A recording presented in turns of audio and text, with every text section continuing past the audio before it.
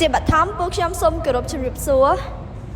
ដល់លោកគ្រូអ្នកគ្រូនិងសិស្សសាស្ត្រនិស្សិតទាំងអស់គ្នាពួកខ្ញុំមកពីថ្នាក់ទី 12CR នៅសាលាវិទ្យាល័យហ៊ុនសែនចង្រែពួកខ្ញុំមកពីក្រុមទី 5 ដឹកនាំដោយលោកគ្រូតូចធានុជ័យខ្ញុំឈ្មោះលៀបសូដាលីនេះខ្ញុំឈ្មោះជុនច័ន្ទទី2បាទឈ្មោះប៊ុនខៀងខ្ញុំបាទឈ្មោះឈិនផលប្រសិទ្ធខ្ញុំបាទឈ្មោះថនសុផាណាខ្ញុំបាទឈ្មោះទឹកសំណាងថ្ងៃនេះផងដែរពួកខ្ញុំនឹងមកបញ្យល់មេរៀនទី1 Derivative នៃអនុគម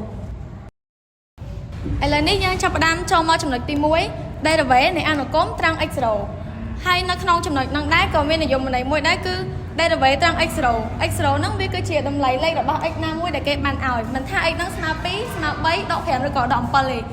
គឺអាស្រ័យទៅលើតម្លៃដែលគេឲ្យហើយគេចង់ឲ្យយើងរក Derivative ហ្នឹងត្រង់ចំណុចមួយណា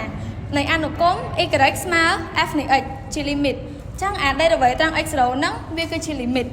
នៃផលធៀបកំណើន data y លើ data x ដែល data y ហ្នឹងវាគឺជាបំរែបំរួលអនុគមហើយ data x ហ្នឹងវាគឺជាបំរែបំរួលអថេរកាលណាដែល data y ហ្នឹងវាខិតទៅជិត0អញ្ចឹងគេកំណត់សរសេរបានថា y' 0ស្មើ f' នៃ x0 ដែល f' នៃ x0 ហ្នឹងគឺជា derivative ទី1នៃតម្លៃលេខរបស់ x0 ហ្នឹងស្មើនឹង limit data x ខិតទៅជិត0នៃ data y លើ data x អញ្ចឹងអាម្ដុំនេះវាគឺជានិយមន័យទាំងមូលរបស់ derivative ត្រង់ចំណុចx0 ហ្នឹងហ្មងហើយវាក៏មានរូបមន្តមួយដែរគឺ limit x ខិតទៅជិត x0 អនុគម f នៃ x ដកនឹង f នៃ x0 ដែល f នៃ x0 ហ្នឹងវាគឺជាតម្លៃអនុគមរបស់ x0 ហ្នឹងហ្មងហើយនៅលើ x ដក x0 ក្នុងនោះដែរក៏មានរូបមន្តមួយទៀតដែរគឺ limit h ខិតទៅដល់0នៃ f នៃ x បូក h ដក f នៃ x0 លើ h តែរូបមន្តពីរហ្នឹងយើងចង់ធ្វើមួយណាក៏បានដែរវាចេញមកចម្លើយដូចគ្នា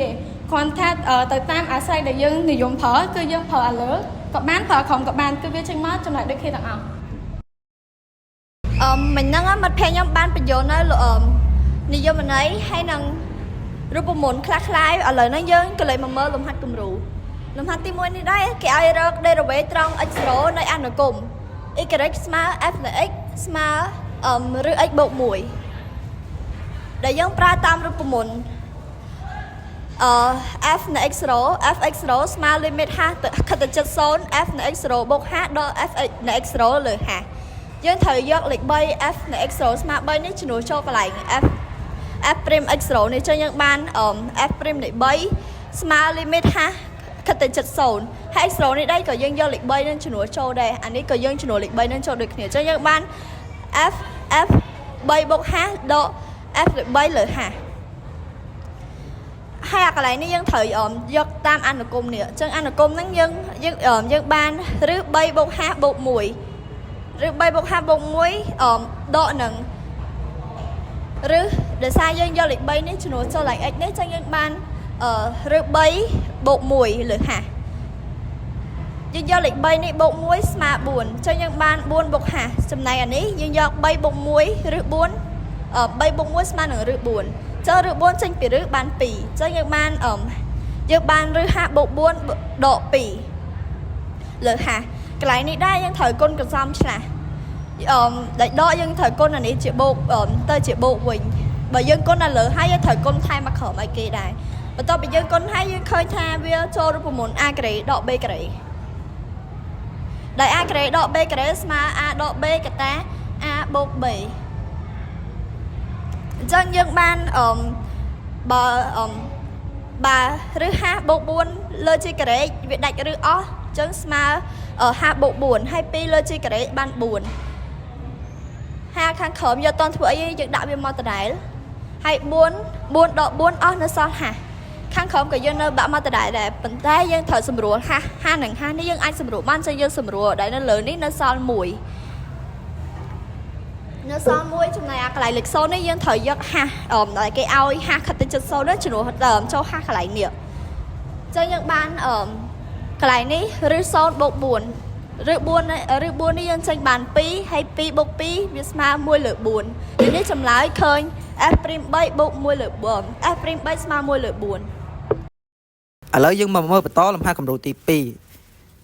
គេឲ្យរក derivative ត្រង់ x0 ស្មើ2នៃអនុគម y ស្មើ f នៃ x ស្មើ y ដក1អញ្ចឹងយើងដាក់ចម្លើយមក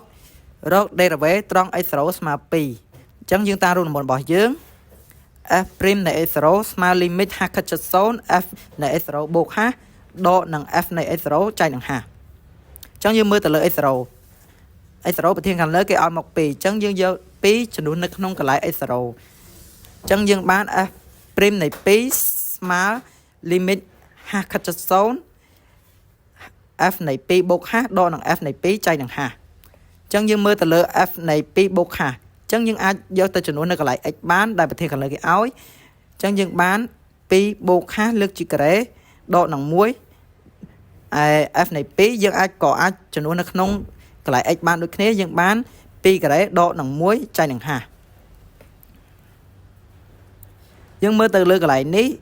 វាអាចចូលរូបមន្ត a បូក b លើកជាការ៉េស្មើ a ការ៉េបូក 2ab បូក b ការ៉េអញ្ចឹងយើងសេបាន2ការ៉េបូក2គុណ2គុណ h បូកនឹង h ការ៉េដកទុកនៅដដែល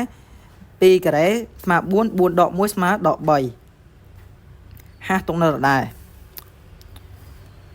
4និង4ដក4អស់សល់ 4h បូកនឹង h ការ៉េចែកនឹង h ដូចគ្នាយើងអាចចាប់ជាកតារួមបាននៅសល់4បូកនឹង h ចែកនឹង h ដូចគ្នាយើងអាចសម្រួលចោលបាន limit x ខិត0 4បូក h អញ្ចឹងយើងចំនួនកន្លែង h ដោយ0មកបាន4បូក0អញ្ចឹងដូចនេះ f prime នៃ2ស្មើ4